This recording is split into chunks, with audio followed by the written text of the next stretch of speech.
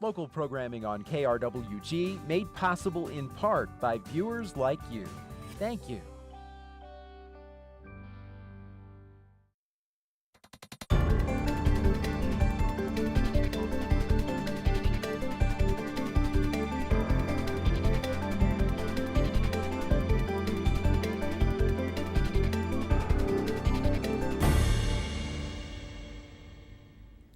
Welcome to Issues and Answers Immigration Reform. I'm Fred Martino. In the hour ahead, we'll hear from a diverse panel and take audience questions. A panel that includes immigrant students at New Mexico State University directly affected by this debate.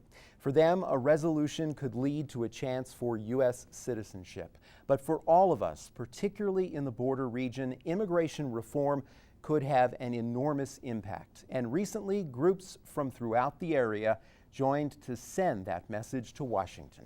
Sloan Patton has our report.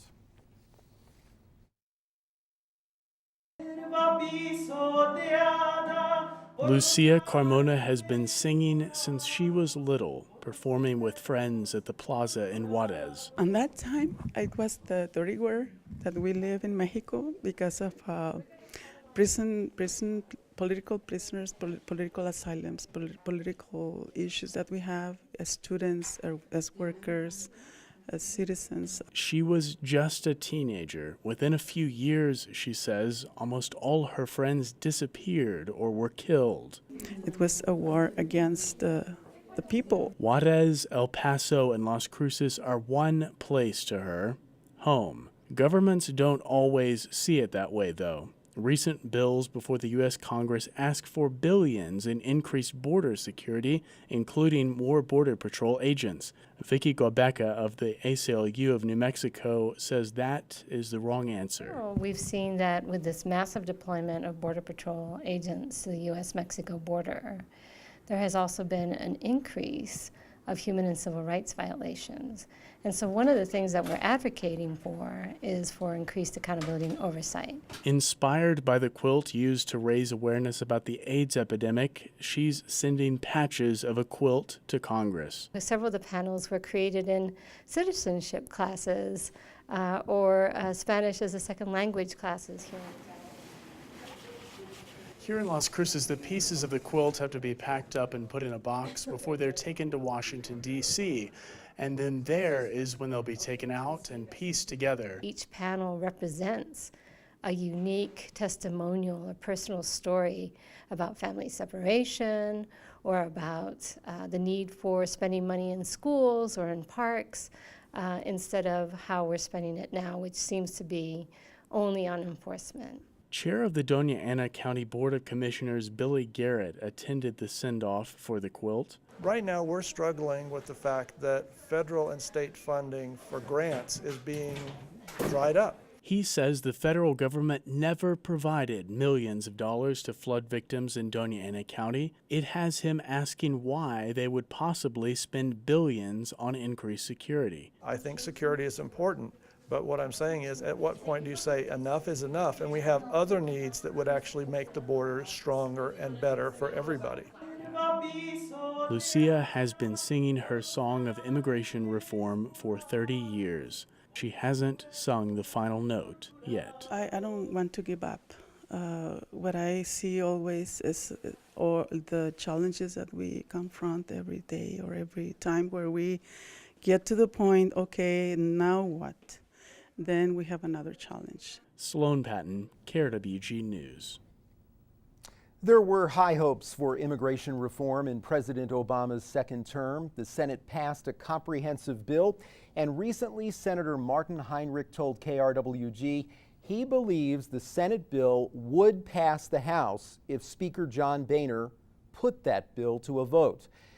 But that appears unlikely, as Boehner told reporters he will not engage in compromise talks on the Senate bill. Some Republicans, including Congressman Steve Pearce, say they're opposed to a pathway to citizenship in the Senate bill. Pearce was invited to join us for this program, but he is in Washington, and we have invited him to be here during the congressional break. Here's what Pearce had to say in an October editorial posted on his website. The solution is to create a non-citizen guest worker program that gives people legal status immediately. First, we completely secure the border, which has to be the first step for any reform to work. Then create a guest worker program that can be utilized by those already here and those wanting to come. That idea is a non-starter in Washington, in parts because the Senate's pathway to citizenship has very broad public support. In a July CBS News poll, 78% of those polled support the pathway to citizenship. Just 20% were opposed. The pathway to citizenship in the Senate bill would take about 13 years. It includes a fee, a fine, and back taxes, and many other requirements. Those approved would spend 10 years as a provisional immigrant and another 3 years as a permanent resident before eligibility for citizenship. Time now to welcome our panel for the program. That sets the stage, and we have a fantastic panel. We thank all of them for joining us for this conversation. Cesar Eber Montelongo is a native of Mexico. He immigrated to the United States when he was just 8 years old. He received a full scholarship from NMSU and graduated with honors. He's now working on a master's degree and hopes to attend medical school. Those dreams possible because of President Obama's Deferred Action Program, which has allowed him to receive a work permit and stay in the United States. Kevin Cardoza was born in El Salvador. He moved to Las Cruces in 2006. He's a senior at New Mexico State, double majoring in government and foreign language with 2 minors in political theory and international relations. That second minor comes in handy as Kevin is a member of the award-winning Model United Nations team at NMSU. Last year, Kevin was joined on the Model UN team by Zach Quintero. He is a senior with a double major in government and economics and a minor in international relations. Zach is a native Las Crucen and a student ambassador within the College of Business. He's part of the Daniels Ethics Fund initiative as well. Last summer, he completed an internship with the U.S. Department of State in the United Kingdom while conducting research on immigration policy. Upon graduating, Zach intends to pursue a joint master's degree in international relations and international business. Dr. Neil Harvey is a professor and academic department head of the Department of Government at NMSU. He received his PhD in government from the University of Essex in the UK. He teaches classes in the subfield of comparative politics, as well as a service learning class on immigration and social justice in the U.S.-Mexico border region. Vicki Gaubeca is director of the Regional Center for Border Rights in Las Cruces. The center represents the American Civil Liberties Union of New Mexico in the southern region of the state. It works with ACLU state affiliates and immigrant rights advocates to address civil and human rights violations that stem from border-related immigration policies. Finally, we welcome Leslie Endean Singh. She is running for the Democratic nomination for Congress in District 2. As an attorney and later magistrate judge, she says she spent her career being an advocate for children and battered women. The other Democrat running in District 2, Roxanne Laro, was invited as well, but could not make it for the program. Thank you again to our panel. You have impressive backgrounds, and I wanted to share a little bit of information about some of the amazing work that you've done and some of the great work that I know will be ahead as well. Cesar, I want to begin with you, and if you can tell our audience about the Deferred Action Program, what it has meant to you, and take us back to when you first heard about this program that President Obama put into force because Congress had not taken action. Mind if I just give some context as to where I was in my life during that? Okay, so I began to attend NMSU in 2007. My goal was to become a physician at some point, so I was a pre-med student. Obviously, you can't be a physician when you're undocumented, as I was then. So I basically pinned my hopes on immigration reform or the DREAM Act passing before I graduated. And it almost happened. If you recall, during the end of the 2010 year, the DREAM Act actually made it to the House and to the Senate. Unfortunately, it didn't pass. So, and it wasn't just me. Many students across the nation were left without hope at that point. So by the next year, by May 2011, I graduated from NMSU with degrees in biology, microbiology, foreign languages, and distinction in university honors. But despite that, I was undocumented. So I couldn't work, I couldn't apply for medical school, I couldn't leave the city. I basically couldn't do much besides apply to work in a position where I didn't need any kind of paperwork, which was very frustrating after so many years of attending college. So that was 2011. I was just very depressed and frustrated and even angry at my situation, at the state of our immigration system. So I didn't really do much at that point. I went back into my room and I stayed there in that state. At some point later, the next year, President Obama signed the executive order for deferred action, which allows students like me to receive a work permit. And I wouldn't say legally, but we were able to stay in this country with a decreased priority as it related to immigration action against us. What that meant at that point is that even though I couldn't attend medical school and realize my dream, I could work. And if I could work, that meant I could go back to school and pay for it. And that's when I decided to begin my master's. So basically, deferred action, it allowed me to continue my education and do something useful with my life until I can start realizing my true goal. We're glad you're here on this panel, and we're also glad that you're pursuing those graduate studies at NMSU. Thank you. Kevin, you're pursuing your undergraduate degree, but 7 years ago, just 7 years ago, you moved to Las Cruces. Take me back 7 years when you were in El Salvador and how this happened. Of course. I moved to Las Cruces back in 2006. At the time, I was only 14 years old. And the reasoning behind me moving to the United States was basically due to the different situations that were happening at that time in El Salvador. Primarily was because of the social economic situation and also for the increasing level of violence in the country.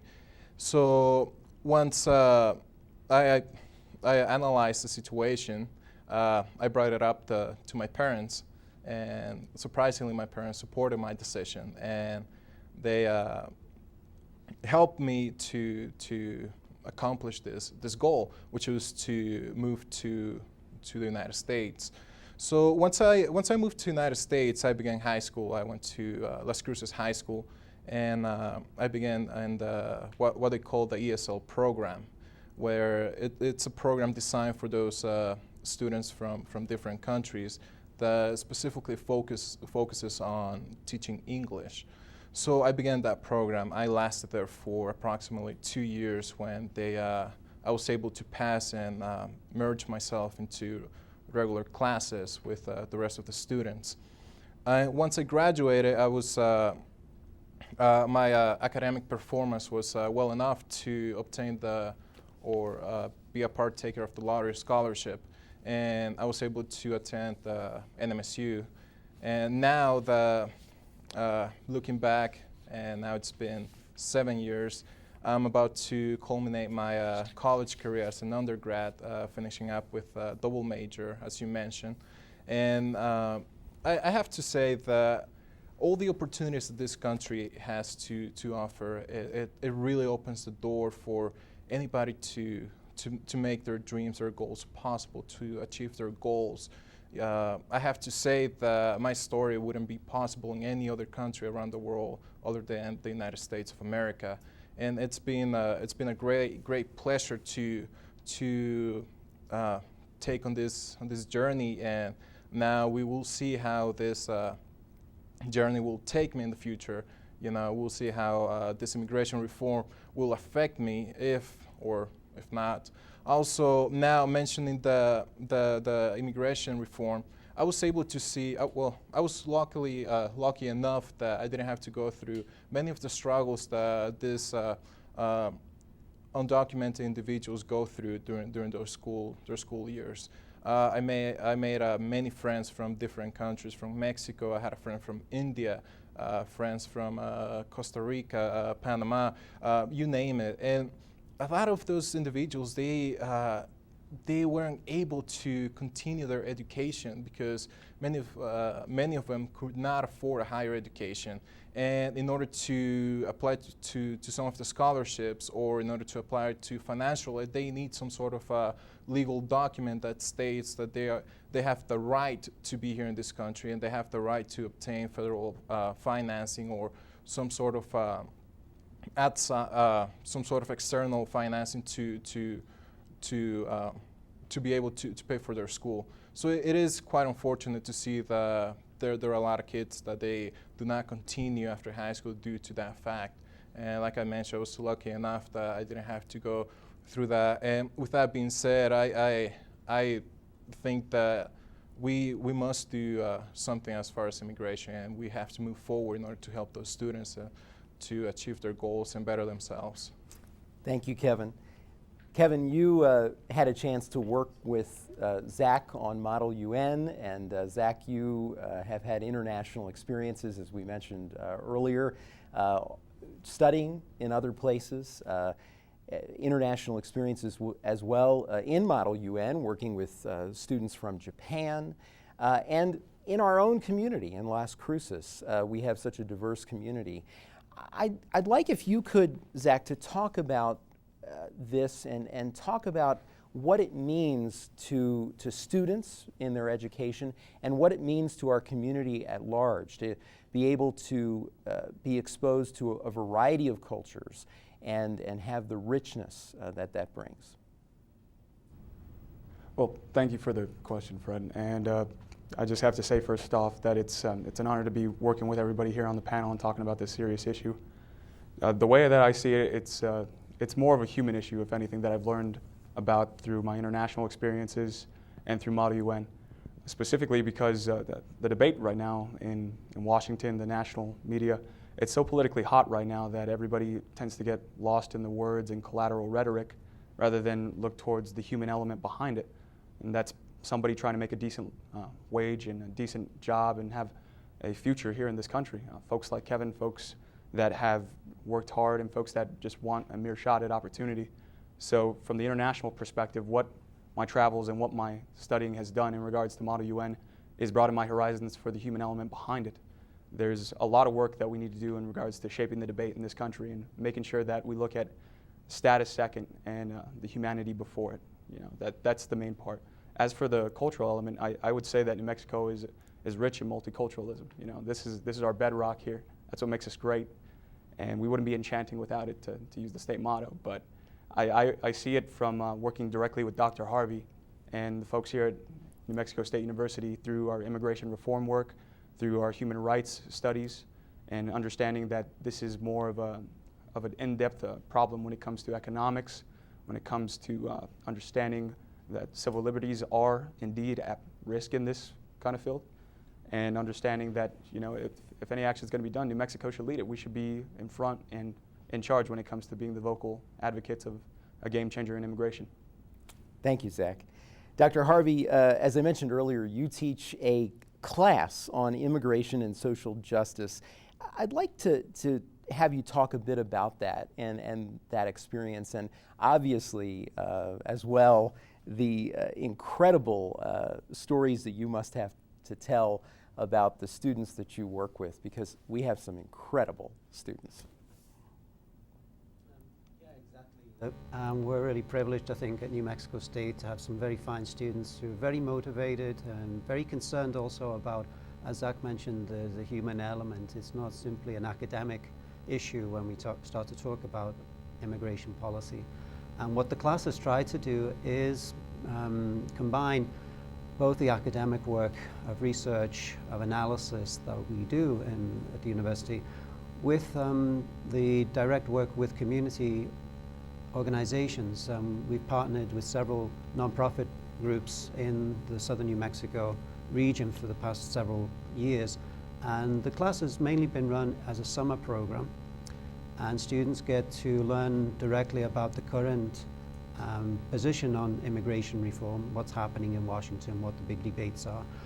They learn about the general history of that, how we got to this point. And also they put that in a broader context of international relations, of the root causes of migration. For example, what's happening to the economy in Mexico or Central America, why people leave. And so these are important pieces of a very complex puzzle, as it were. So we do a lot of that study, but we combine it with working with, as I mentioned, several groups in the area that day to day in contact with migrant families are concerned about the impacts of these policies that we're seeing today. And trying to understand from their perspective too, what kinds of changes are necessary and what kinds of reforms they would like to see. Okay, thank you, Dr. Harvey. I'm sure we'll hear more as the program continues. Vicki, we saw in the report earlier that your organization has worked with many other groups to send a message to Washington, and that message comes in part in the form of a quilt. Right, so this project is actually part of a campaign that we're calling Revitalize, Not Militarize, and the border, because we've been to Washington, D.C. like 6 times this year, and as many people across the nation, we've been very excited about the prospect about immigration reform. Unfortunately, there seems to be a bit of a logjam in the Congress right now, and we're still remaining very hopeful that some kind of fair and just immigration reform will happen. But the genesis for this project actually came out of the Senate bill that you mentioned at the beginning of the program. One of the things that really took us by surprise, me and many organizations along the U.S.-Mexico border, was this, what they're calling the Corker-Hoven Amendment, that added $46 billion to the immigration reform package.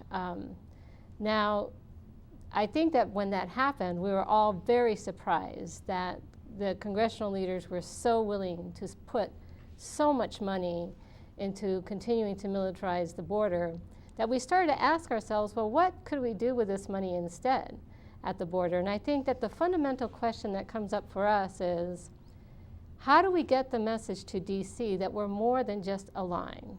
We're communities, we're dreamers, like the 3 young gentlemen here in the front row, Zach and Kevin and Cesar, make such a strong point of making this, we are people who are contributing to the economy of the United States. We're contributing to the culture and the history of this country. And what we really need to do is change that conversation. We have not updated our immigration policy in decades.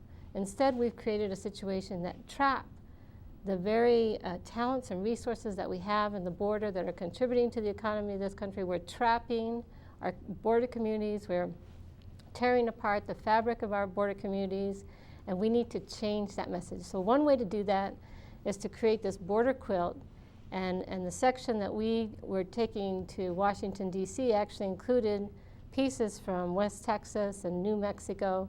We have other members of this border-wide coalition that are taking pieces from San Diego and pieces from lower Rio Grande Valley, Texas, and other pieces of Arizona.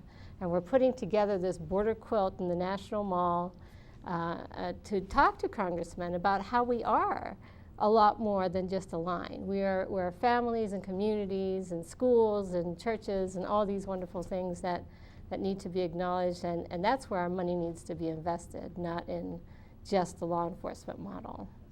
Vicki, thank you for being here. Leslie and Dean Singh, you are running for Congress. You say that immigration reform is one of the most important issues for the country. If you could briefly describe your position. Fred, I've been, to give you a little context, I've been a prosecutor, prosecuting DWIs. I've been magistrate judge. I spent 10 years in child abuse and neglect. And then I got to be politically active. And I could see that many of the problems of my community and my part of the state were the result of our failed policies with regard to the border. So that's one of my main issues. I think we need comprehensive immigration reform. We also need compassionate immigration reform. We need to look at, as several of the folks on our panel mentioned, and I'm so glad to hear that, we need to look at this as an issue not of law and order, but an issue of people, of little kids and moms and dads wanting a better life and striving for that better life. And these people are just like us. They're certainly part of the fabric of New Mexico. There's 11 million of them in our country, and they come from all different countries. And the issue is not just, as Vicki was saying, a line, the border, because most of this 11 million folks that are here came from other countries and have simply overstayed their visa because they saw opportunities here. So we need to stop dividing people up and start uniting us all, because this is an American dream.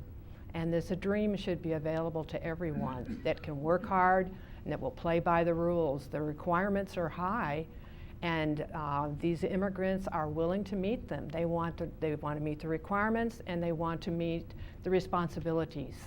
So that's why it's such a big issue for me. I'm very enthusiastic and really, really hoping that we can work with the Senators Heinrich and Udall that have pushed the Senate bill through and get this passed by the House. Okay, thank you very much again for being here with us. I should mention that we also invited Roxanne Lara, another candidate for the Democratic nomination in New Mexico's 2nd Congressional District. She could not be with us, but we do have part of a statement that was emailed to us. Here is what she said. There was real progress in June when the United States Senate passed a comprehensive immigration reform bill that represents a sensible middle ground all New Mexicans can unite behind. That bill was supported by both Democrats and Republicans as a problem-solving measure, a rare joint effort. And of course, GOP senators in our region, Jeff Flake and John McCain of Arizona, both very much involved in that Senate immigration bill. And as Leslie and Dean Singh mentioned, Senators Heinrich and Udall of New Mexico both support the bill, but at this point, it does not appear that the House is going to even engage in any kind of discussion, any kind of conference committee on the Senate bill. We want to welcome now our audience to come to the microphone with their questions. We hope that the rest of our hour will be driven by audience interaction. We have a great audience with us for this program, and we're looking forward to questions for our panel. It's very important, I think, and one of the things that we do in public media, one of the opportunities we have is this dialogue that we're able to create through our television and radio programming, and also our online ventures, which are growing, and we certainly get a lot of comments online and on Facebook and Twitter.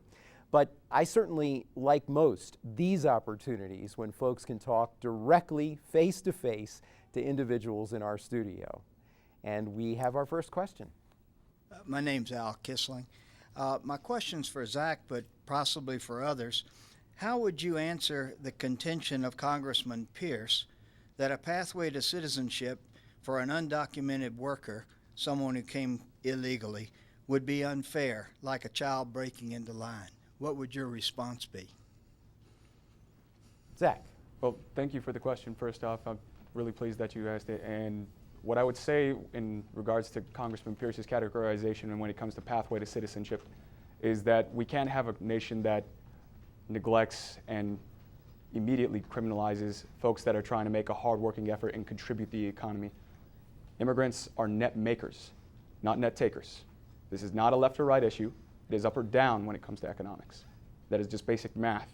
If they contribute more to our society rather than take, then I think it's illogical for us, economically speaking, which is a conservative principle, to not do this, to not go forward with immigration and a pathway to citizenship where they can pay into taxes, where they can pay into programs that folks need, where they can contribute and be entrepreneurs and be able to succeed in our society and benefit us all as Americans.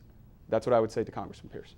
And I believe that it would be a mischaracterization to say that there'd be a breaking in line. It's a 13-year process. If you are just joining us, a very complicated process. And Dr. Harvey, if you can talk about that a bit, this Senate immigration bill, that 13-year pathway, as a matter of fact, represented one of the many compromises in trying to come up with a bill that could get support from both Republicans and Democrats, and indeed did get a lot of support. And the pathway to citizenship, according to a national poll this summer, received 78% support, just 20% were opposed. Yeah, I think there is widespread support for the pathway to citizenship. As several people have mentioned here this evening, we're talking about people who are members of our same communities. People we know, people who cannot simply be rounded up and deported. This is something that has to stop, I believe. And I think immigration reform is the way to achieve that in a sound way. The way in which the number of votes in Senate were put together in support of this meant that this bill, I believe, in my personal opinion, places too many years and too many restrictions. This is my own personal view on this, because after all, people have been living and working here for many years already. And it places restrictions such as, or requirements of maintaining a certain level of income over that entire duration. Makes it extremely difficult if someone were to lose the job, and the way that the economy is, that's always a possibility that they may lose eligibility for this. So it's placing the bar very high. It's a very strict standard to achieve. So, and that's one of the reasons why I made sure that at the beginning of the program we laid those provisions out there, because I think there is confusion about it, because very often it's referred to in commercial news broadcasts as amnesty. And certainly, if you look at the provisions of the bill, that definition doesn't fly with a lot of people. You mentioned something else, Dr. Harvey, that people have been living here, working here for many years. Another thing that's often overlooked in this debate, in this discussion, and Vicki, I know you've talked about this, we actually have a situation now in our country in which parents are deported who have U.S. citizen children. They lose their parents. This is absolutely true. And I think it's a bit, we actually did some documentation where we found many families in southern New Mexico where parents were deported and the oldest sibling would wind up maybe at age 16 having to take care of their younger brothers and sisters. And I think that this is part of the problem, that I don't think people really understand what's happening in our border communities. It happens in the interior as well, but certainly with more frequency along the U.S.-Mexico border, where we see families being torn apart. People who have lived here for decades. We see this in Mexico when we work with our partners in northern Mexico who are documenting civil and human rights violations in the migrant shelters in Mexico. They're finding an average that people who have been deported now have lived in the States 6 years, 10 years, 15 years. That's the average that people have been living in this country before they're deported. We're talking about people who have families, they have young children, they have spouses who are U.S. citizens or lawful permanent residents. And this just feeds into that myth of how a true and a fair and a just immigration reform is really needed. And it hasn't happened in decades, and that has created the problem. Yeah. It's not solving the problem, it's creating one. We have another question. Yes. Art Martinez, a retired university professor from Silver City and the son of 2 immigrants from Mexico. I wonder if there is support from you for deferring legal action by government authorities and agencies for a very extended number of those 11 million immigrants who can stimulate this country like we have not seen it. So you're saying, Art, a program like what was done by President Obama for those who arrived, like Cesar, as a child, to expand that kind of a program? To many, many of the 11 million who are waiting to join us to get this country moving again. Okay. And the other thing is that if we're going to have this pathway to citizenship, then let us lengthen it from that incredible 13 years to at least 1/2 of that time frame. Okay, let's get some comment on that. And Cesar, I want to start with you. He mentioned the number that's often cited, 11 million. I read another figure that there are an estimated 1.7 million young people, such as yourself, who came to this country as a child. In many cases, and I'm sure this is probably the case for you, this is home. I mean, you came here at 8 years old. The United States is really, for many of these young people, the only home that they have ever known. Do you think that there is a wide understanding of how many people that we're talking about and how much impact this issue has? Well, for a specific number, I think it would be difficult. Just at the local level, last week I was speaking with some professors about the number of deferred action or undocumented students here on campus. And I mean, the consensus is that even here locally, we have no idea.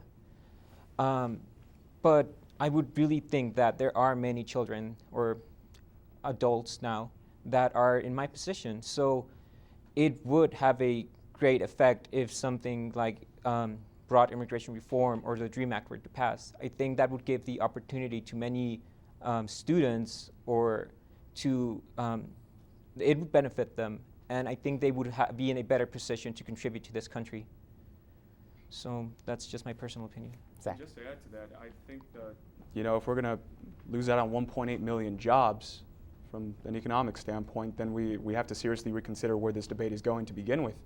You know, we can't just sidestep this kind of issue. If they're going to have 1.8 million ready people that are going to be going straight into our economy, contributing to the overall workforce, increasing our GDP share, increasing ideas and innovation, then it makes sense to go forward with this in a responsible manner, to be fair to the other side.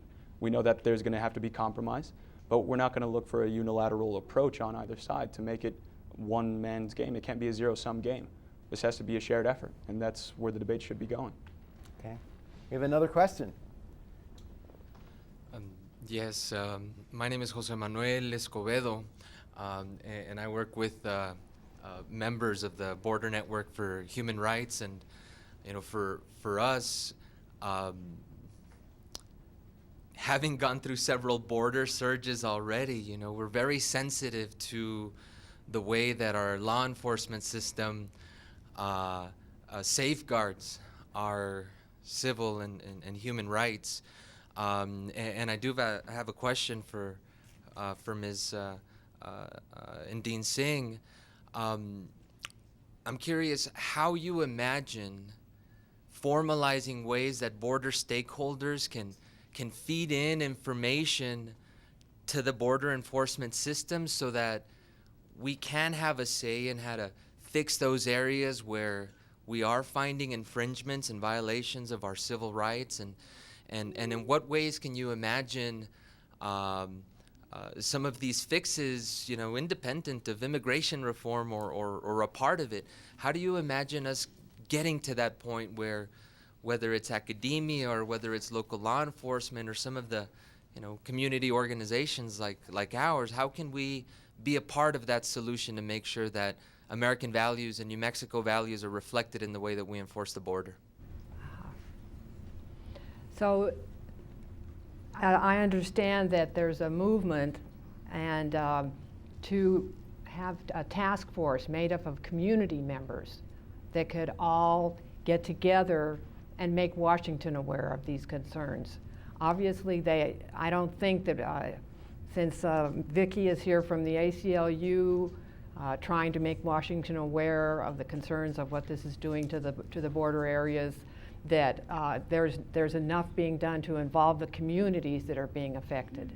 As she said, we're not just a line, we're communities, and if law enforcement is in there violating people's civil rights, the communities need to have an option for how to protest to Washington and let the concerns be known. And I think that's a great idea, to have a task force made up of community members that have the right and the privilege and the power in Washington to make complaints, investigate, and see that Washington is aware. And especially our representatives should be told, and they should do something about it.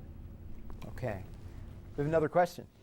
So I'm Marvin Nakashima. I'm from Las Cruces, and I'd like to present this little factoid and see what you guys would have to say to this. The last time we tried immigration reform in 1986, 2.7 million people took advantage of the provisions of that law.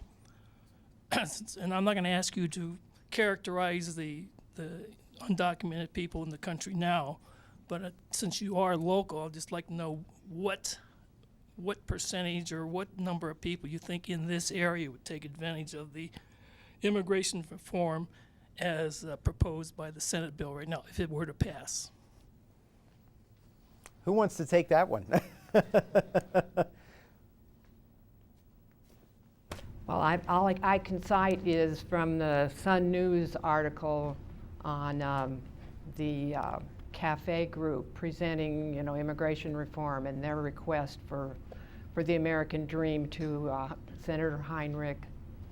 And the number was quoted as 85,000 people just in New Mexico that would be among this 11 million. So, and that was, and they were also saying that they thought among the dreamers and the young people, they were citing the number of 13,000.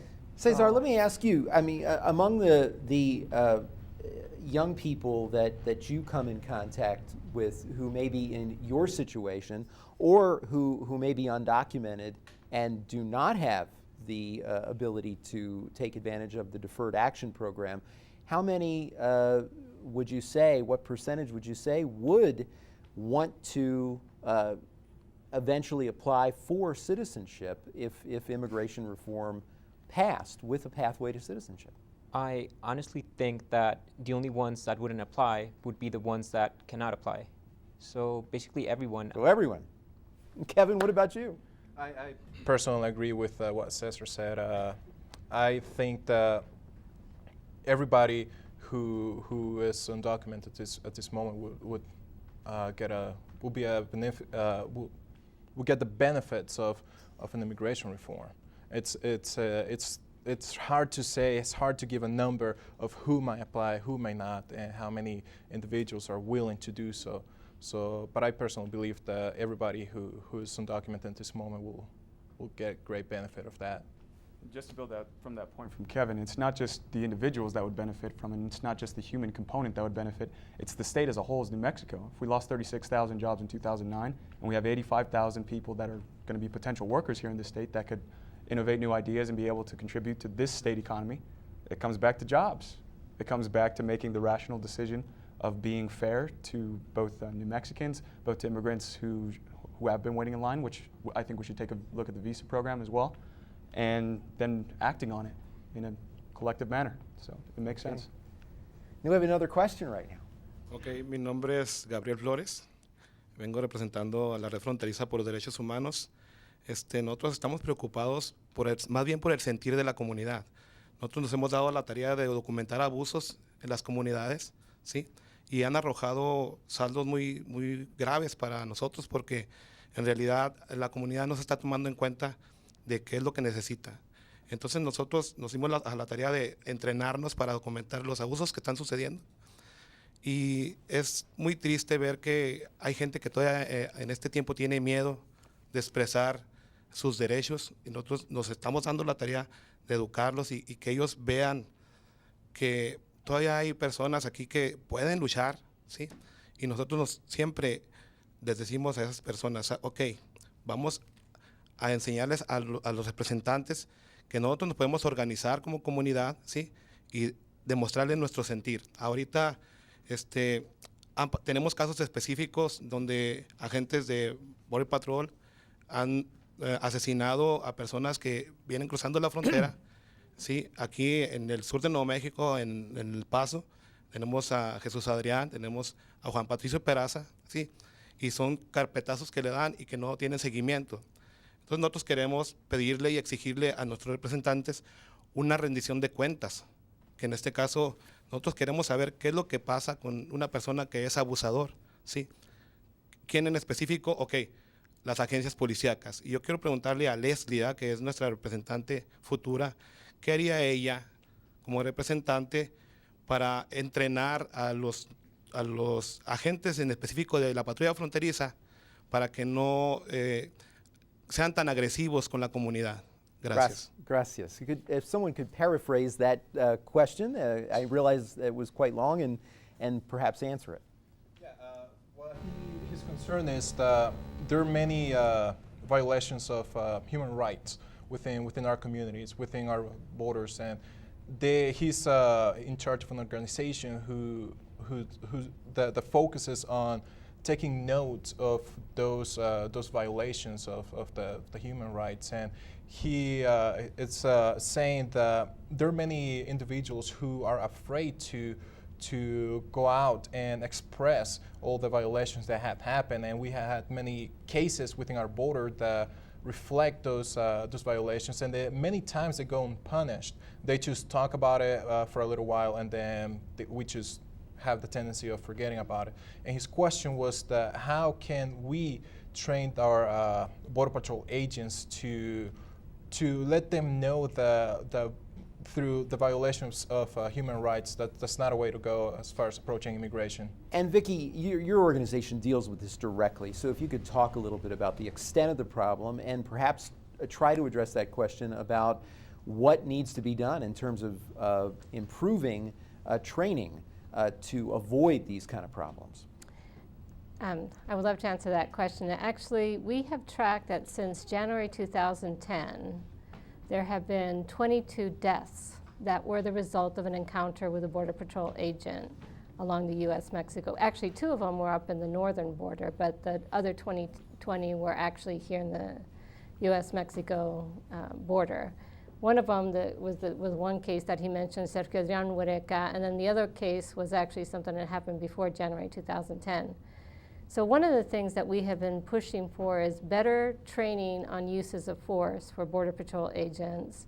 And this just, by the way, this is just use of force. It doesn't even include the other kinds of human and civil rights violations that we're seeing, the corruption that exists, and the general sense of impunity that exists among the Border Patrol agents. It's just an agency that simply is not held accountable. The Border Patrol agents are not being held accountable for every time they commit a human and civil rights violation. So we are trying several strategies, including working with Border Network for Human Rights, on trying to put some fixes in legislatively or to try to push. We actually have been meeting with top CBP Customs and Border Protection officials in Washington, D.C., to ask for administrative changes, to ask for better training of Border Patrol agents to prevent these unnecessary injuries and deaths. So that's 2 of our fundamental strategies around that. Okay, thank you, Vicki. And quickly, I'd like to get back to our audience. If you can, we have about 10 minutes left, so if you can ask your question. My name is Sylvia, and I'm a member of Border Network for Human Rights. I would like to ask if si la reforma pasa, there are laws that they want to put, like the SAFE Act. What do you think about that? As far as the bill that we have at hand right now, I believe that there is too much leverage. They're asking for too much, and giving too little. In the aspect of if the bill passes, the first thing they want to do is secure the borders. First of all, we need to define what's border security. Until what point are we going to say that the border is secure? And by the addition of 38,000 new Border Patrol agents, it's very unrealistic that the trafficking will stop, or human smuggling will stop within our border.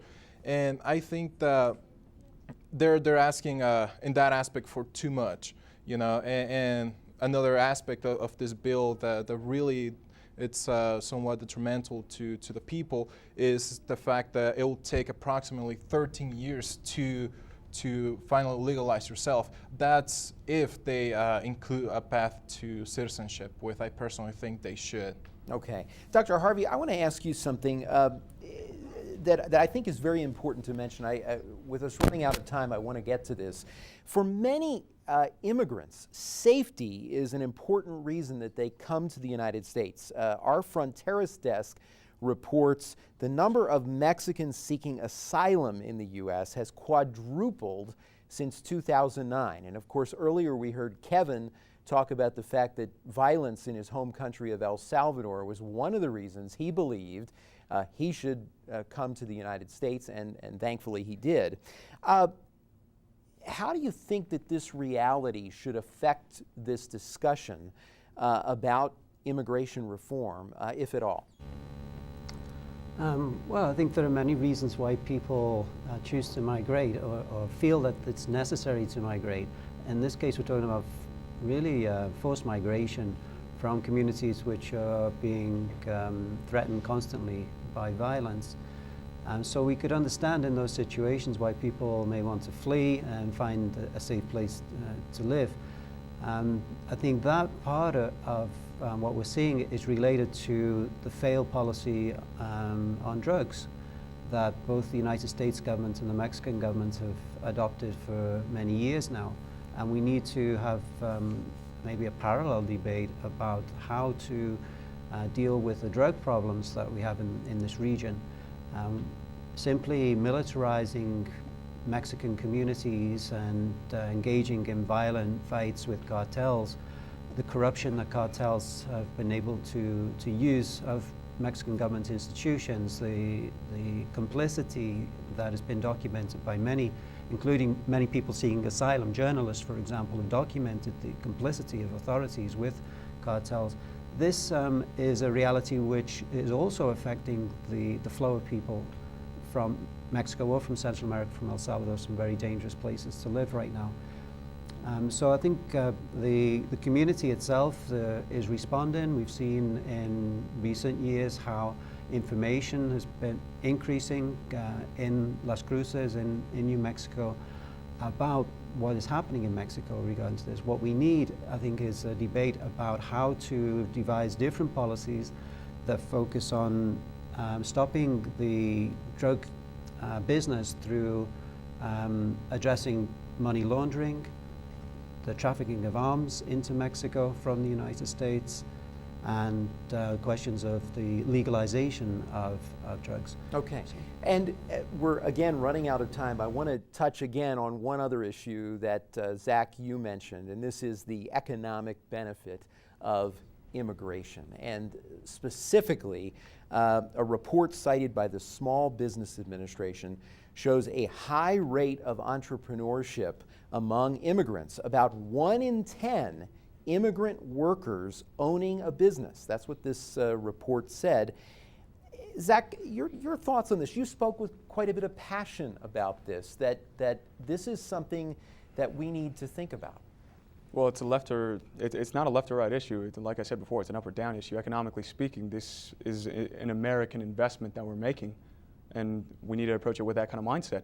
If we're going to have any hopes of immigration reform going straight through the House, we've already seen it go through the Senate, we have to make the appeal on the national debate that the House stands by, saying, you know, well, it will kill jobs. Well, it's not best. We got to pay down the debt. We got a deficit we got to take care of and stuff. Well, this takes care of every one of those steps that they complain about.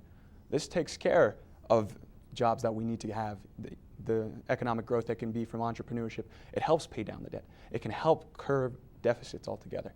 And I don't see why, rather than just coming up with another spending bill for border enforcement, They're not going for a pathway to citizenship. And isn't there something too in this, Kevin, that when you have your country embrace you, to say you can become a citizen, we want you to be here, this is an encouragement to start a business. This is an encouragement to succeed. You are an incredible success story that 7 years ago you came to Las Cruces, and here you are, a senior at New Mexico State University.